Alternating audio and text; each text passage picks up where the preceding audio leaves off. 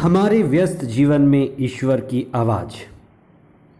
हम सभी अनंत की खोज में हैं और आनंद की खोज में हैं। अनंत की खोज और आनंद की खोज बाहर नहीं, अंदर की ओर है। हमारे अंदर ही अनंत और आनंद का बीज है।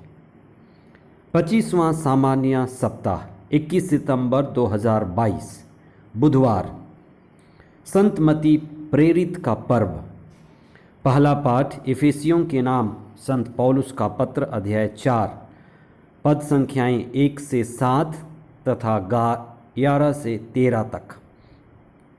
संत मती का सुसमाचार अध्याय 9 पद संख्याएं 9 से 13 तक।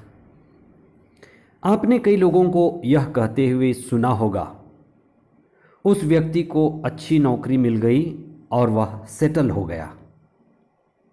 उसने बड़ा मकान खरीद लिया और वह सेटल हो गया। उसने शादी कर लिया, बच्चे हो गए, वह सेटल हो गया।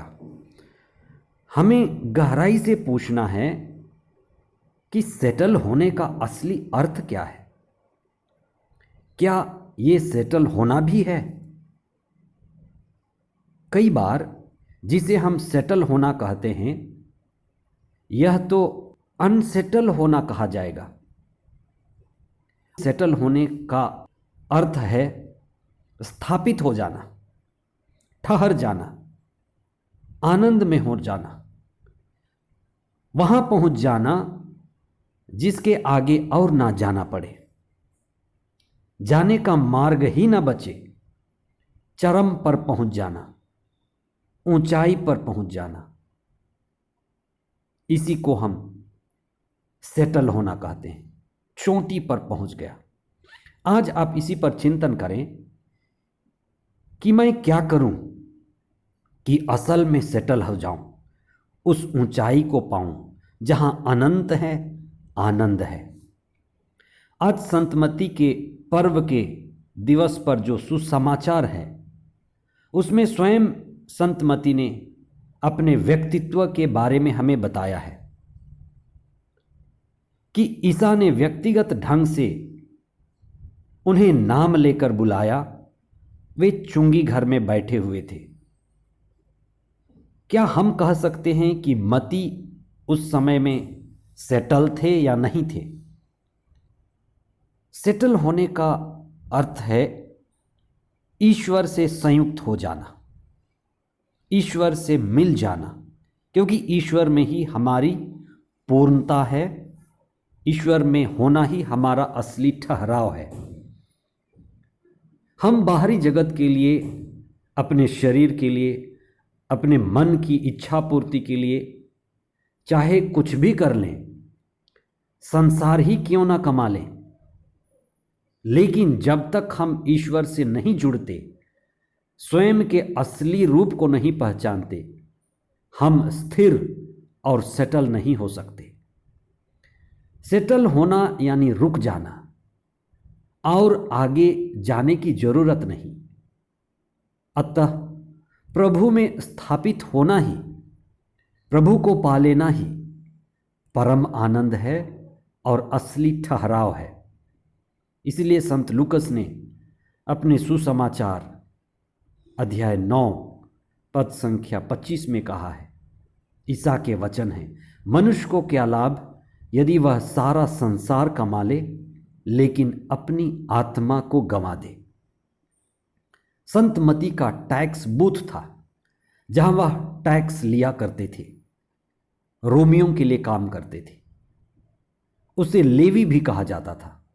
वह बहुत धनी था, उसके पास अपार धन था, घर था, परिवार था, मित्र थे, सब ठीक चल रहा था। फिर भी वह अंदर से अधूरा था, विचलित था, अपूर्ण था, सेटल नहीं था। जब ईसा ने मती से कहा, तुम मेरे पीछे चले आओ, तो यह असली बुलावा था। हो सकता है आपको भी मिले, मुझे मिला। ये बुलावा मुक्ति पाने के लिए था। पैसा कमाना हो गया, घर चल रहा था, सब ठीक ठाक है, लेकिन मुक्ति पाना सबसे जरूरी है। मुक्ति ही जीवन का लक्ष्य है। ईश्वर को पा लेना ही लक्ष्य है। ईश्वर को पाने में ही अनंत और आनंद का बीज है। इसीलिए अपने बुद्ध को, अपने परिवार को, अपना सब कुछ छोड़कर मती, लेवी, ईसा के पीछे हो लिए। जब उन्होंने ईसा सद्गुरु को पा लिया, उनके जीवन का, उनके आत्मा का, उनके वचनों के द्वारा अनंत जीवन का अनुभव किया, तब उनके जीवन में बदलाव आया, परिवर्तन आया और वे ईश्वरीय जीवन, ईश्वरीय आनंद, आत्मा के आनंद का अनुभव करने लगे। तब वे अपने सभी मित्रों को बुलाए, प्रभु ईसा को भी बुलाकर अपने सभी मित्रों का भोज में परिचय कराए। अपना जो कुछ भी था अब ईश्वर के लिए खर्च करने लगे। अपनी मुक्ति, अपनी खुशी और जो आज़ादी मिली थी सभी को, मित्रों को बांटने लगे। मत्ती का भोज देने का उद्देश्य क्या था? उनका भोज देने का उद्देश्य था कि जिस तरह से मैंने प्रभु ईसा को पाया, उनके वचनों में अनंत जीवन पाया, और जिस तरह से मुझे मुक्ति मिली, मेरे सभी मित्र भी ईसा से मिले, उनके वचन को सुने और जीवन में मुक्ति पाए। ये उनके जीवन का परम उद्देश्य था। इसलिए जब आपको ईश्वर मिल जाए, सत्य मिल जाए, आत्मा का अनुभव हो जाए, परम आनंद मिले, तो हमें उन्हें दूसरों को भी बांटना है, चाहे आप किसी तरह से भी बांटें, जिससे सभी लोग ईश्वर को जानें, सभी लोग ईश्वर के प्रेम का अनुभव करें, ईश्वर को पाएं। आज हम अपने जीवन के उद्देश्य पर चिंतन करें कि मेरे जीवन का उद्देश्य क्या है, कि मैं किस उद्देश्य से जी रहा हूं। मेरे जीवन का उद्देश्य ईश्वर को पाना है, खुद को पाना है, आत्मा को पाना है।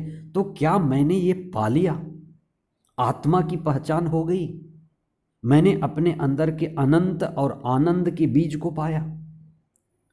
आत्मा में ही जीवन है, प्रभु के वचनों में जीवन है, धर्मशास्त्रों में जीवन के बीज छिपे हुए हैं। हम धर्मशास्त्रों को पढ़ें, उन पर चिंतन करें। संत मती ने क्या बड़ा सुंदर सुसमाचार लिखा है, आप उसको पढ़ें। ईश्वर की कहानी और संत मती के खुद के अनुभव करने की कहानी, परम आनंद की कहानी, अनंत और इस दुनिया के आगे की कहानी। हम विशेष प्रार्थना करें। संत मती धनी था और प्रभु को पाकर के वो सबसे धनी हो गया। हम भी प्रभु को पाएं, अपनी आत्मा को पाएं, परम आनंद को पाएं। इसीलिए आध्यात्मिकता का मार्ग अपनाएं। आध्यात्मिकता का मार्ग यानी खुद को पाने का मार्ग, खुद के अंदर जाने का मार्ग, अपने ही अंदर परम आनंद और चरम को पाने का मार्ग। संत मती हमारे लिए प्रार्थना करें। आमीन।